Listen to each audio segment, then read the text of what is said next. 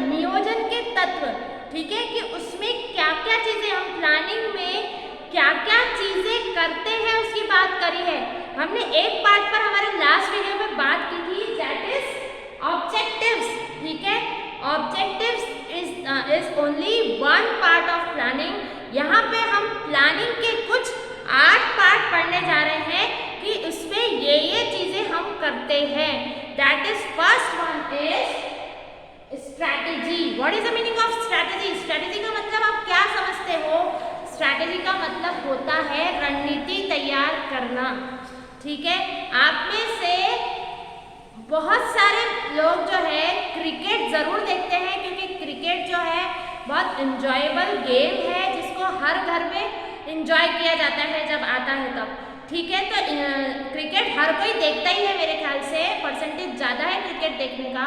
तो आपने उनकी कमेंट्री में सुना होगा, ठीक है, क्रिकेट की कमेंट्री में सुना होगा कि आज जो 2 टीम्स मैदान में उतर रही है, ग्राउंड पर आ रही है, आज उनकी रणनीति क्या रहेगी, उनकी स्ट्रैटेजी क्या रहेगी आज प्लेइंग की, मतलब आज के खेल की प्लेइंग की रणनीति उनकी क्या रहेगी, ये बात आपने ज़रूर नोट करी होगी, ठीक है। इसका मतलब ये होता है वो लोग क्या करते हैं पहले दिन, ठीक है, दोनों पार्टीज जो रहती है पहले दिन क्रिकेट के पहले वो लोग पूरे ग्राउंड का रिसर्च करती है, ग्राउंड कैसा है, पिच कैसी है। पिच अलग अलग मौसम के हिसाब से, अलग अलग दिन के हिसाब से अलग अलग रहती है कि नहीं?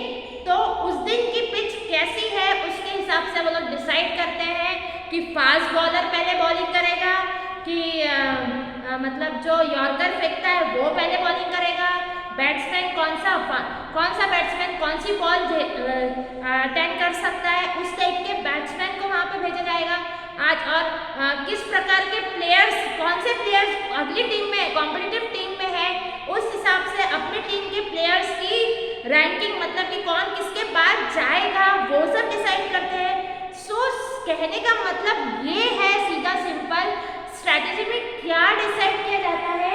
तो सबसे पहले स्ट्रैटेजी में जो है स्वॉट एनालिसिस किया जाता है। स्वॉट एनालिसिस का मतलब होता है S is for strength, W is for weakness, O is for opportunity and T is for threat, ठीक है बच्चों। मतलब कि जो स्वॉट एनालिसिस रहता है दोनों पार्टीज को, दोनों अपोजिट पार्टीज को एक मतलब अपना अपना करना पड़ता है और एक दूसरे का भी करना होता है। मतलब कि अपनी स्ट्रेंथ्स क्या है, अपनी वीकनेसेस क्या है, अपनी कमजोरी क्या है, हमें क्या क्या अवसर इन्वायरमेंट के हिसाब से मिल रहे हैं और हमें किस बात का डर है, मतलब कि थ्रेट है। आई बात बच्चों समझ में? तो इस हिसाब से रणनीति को तैयार किया जाता है, ठीक है।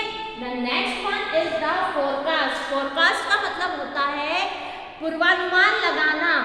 आपने न्यूज़ देखते होंगे तो आपने देखा होगा वेदर, जब वेदर न्यूज़ आती है तो वो लोग फोरकास्टिंग करते हैं, पूर्वानुमान लगाते हैं, वेदर के ऊपर वो लोग रिसर्च करते हैं कि कंडीशंस कैसे चल रही, वो साइंटिफिक रिसर्च करते हैं, उसके आधार पर फोरकास्ट करते हैं कि अगले 24 घंटे में धुआंधार बारिश होने की संभावना है। ये बात आपने ध्यान रखी होगी, ध्यान से सुनी होगी कभी ना कभी, ठीक है। तो इस प्रकार से रिसर्च करके, साइंटिफिक रिसर्च करके वेदर डिपार्टमेंट जो है वो ये फोरकास्ट करता है, पूर्वानुमान लगाता है कि अगले 24 घंटे में क्या हो सकता है या अगले 8 दिनों में क्या हो सकता है, इसके ऊपर वो फोरकास्ट करता है। वैसे कि वैसे हम लोग बिजनेस में भी हमारे बिजनेस एनवायरनमेंट की स्कैनिंग करके, बिजनेस एनवायरनमेंट का पूरी तरीके से रिसर्च करके हम लोग ये निकालते हैं, फोरकास्टिंग करते हैं कि आप मतलब फ्यूचर में बिजनेस में क्या क्या अपॉर्चुनिटीज आ सकती है, हमारी बिजनेस किस किस तरीके से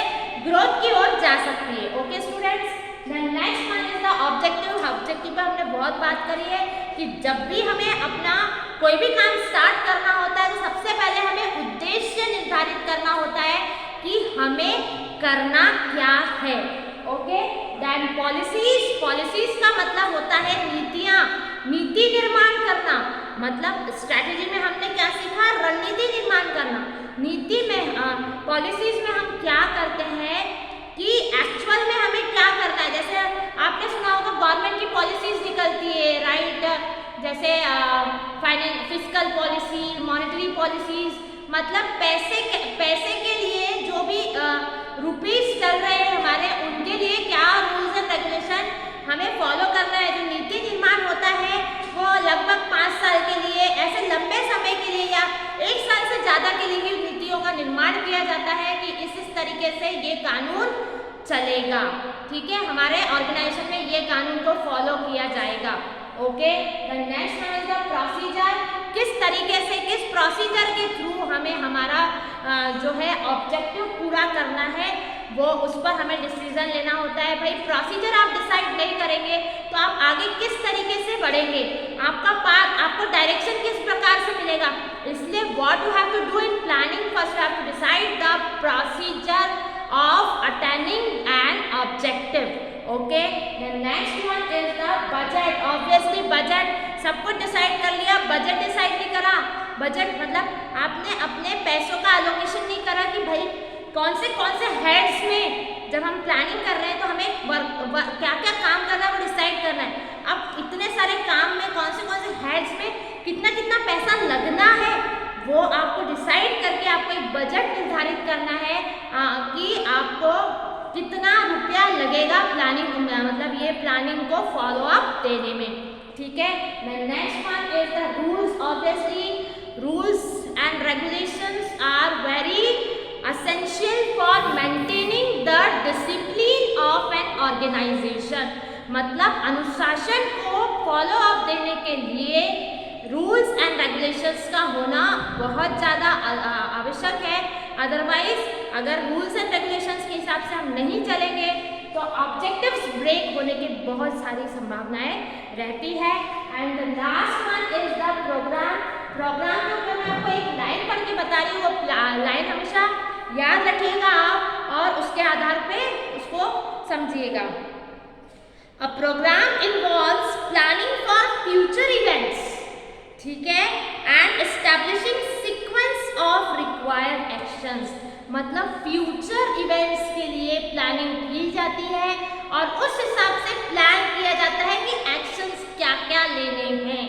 मतलब आपके इवेंट्स जो होने हैं, भाई प्लानिंग करने के मतलब प्लानिंग आप कर रहे हैं, ऑब्जेक्टिव आप बना रहे हैं, अब उस ऑब्जेक्टिव को पूरा करने के लिए आपको इवेंट्स क्रिएट करने पड़ते हैं कि इस तरीके से आप काम करेंगे तो वो उसको फॉलो अप देने के लिए, उसको एक्शन लेने के लिए प्रोग्राम्स क्रिएट किए जाते हैं। So in this way we have completed our